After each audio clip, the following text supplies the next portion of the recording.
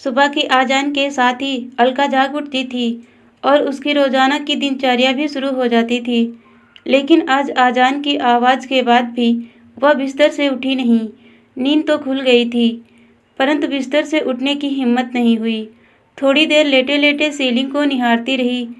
फिर जब बेचैनी होने लगी तो बेमन से बिस्तर से उठ गई।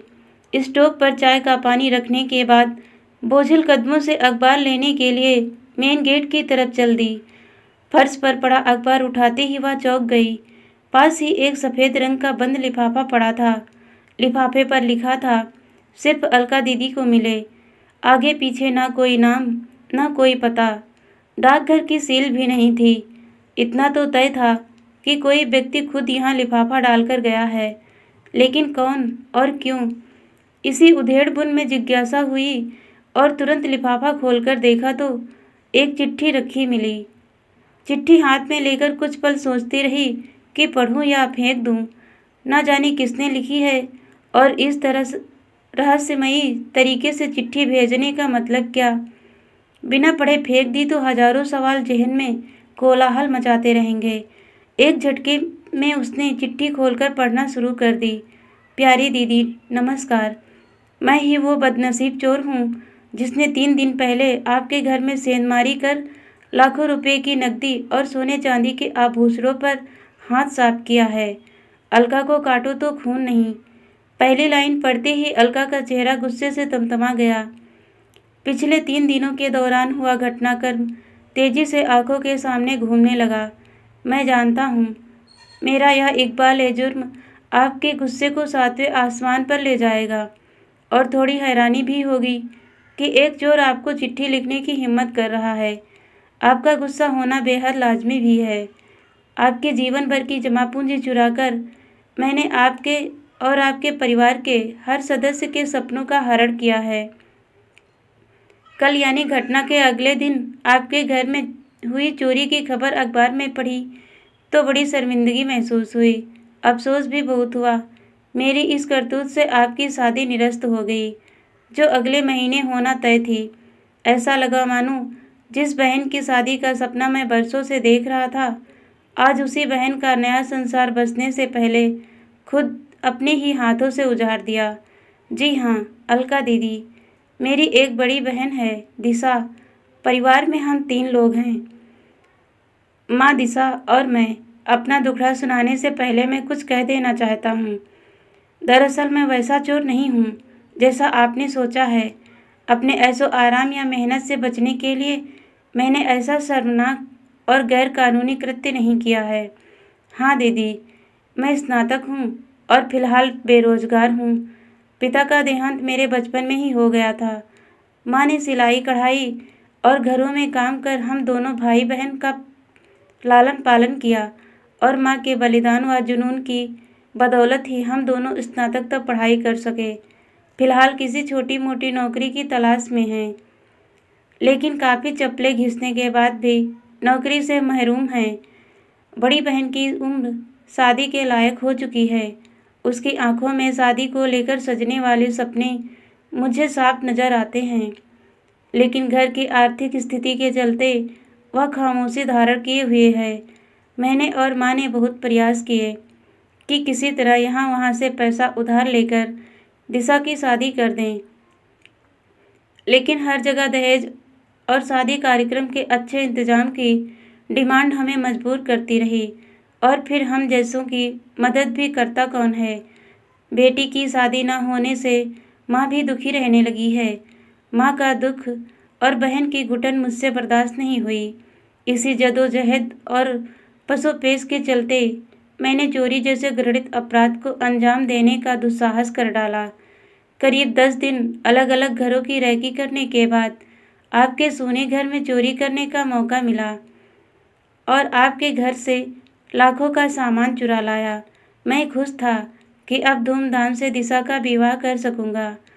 उसके सपने पूरे हो जाएंगे। साफ है कि चोरी की बात मैंने ना तो माँ को बताई और ना ही बहन से जिक्र किया। हाँ, इतना भर जरूर कह दिया कि अब घबराने की ज़रूरत नहीं। अच्छा लड़का देखना शुरू कर दो। शादी के लिए रुपये व आभूषण का इंतजाम मैं किसी तरह कर दूंगा। माँ व बहन दोनों ही बहुत खुश हुए, इतने खुश हुए कि उन्होंने यह भी नहीं पूछा कि बेटा इतने पैसों का इंतजाम कहाँ से और कैसे करेगा। शादी की बात सुनकर तो दिशा का चेहरा शर्म और खुशी से दमक उठा था। उसकी खुशी देखकर मैं गदगद हो गया।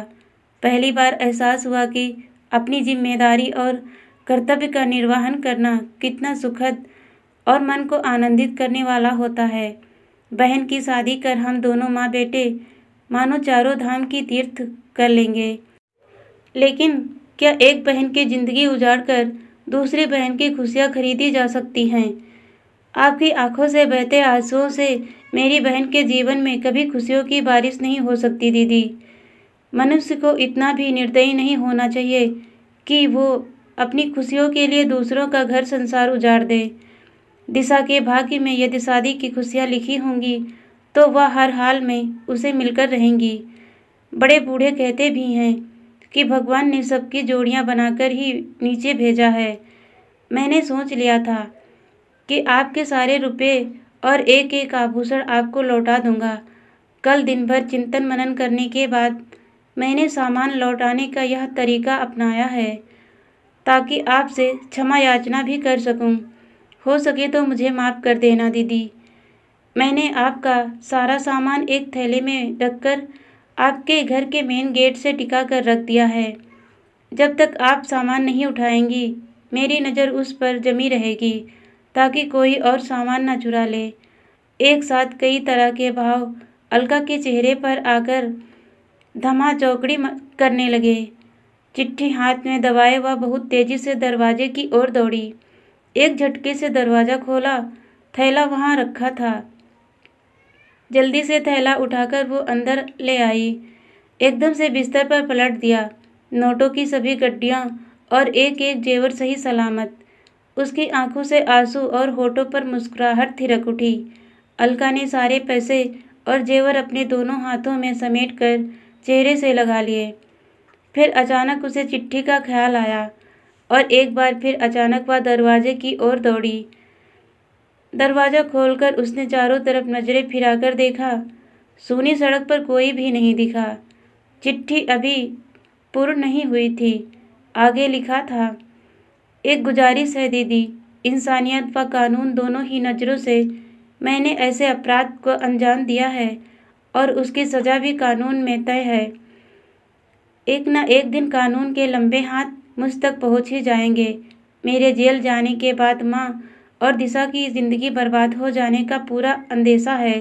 अतः मैं चाहता हूँ कि पुलिस में दर्ज चोरी का मुकदमा आप वापस ले लें ताकि मैं पूरी तरह से बेफिक्र होकर अपनी माँ व बहन की सेवा कर सकूँ, उनका सहारा बन सकूँ।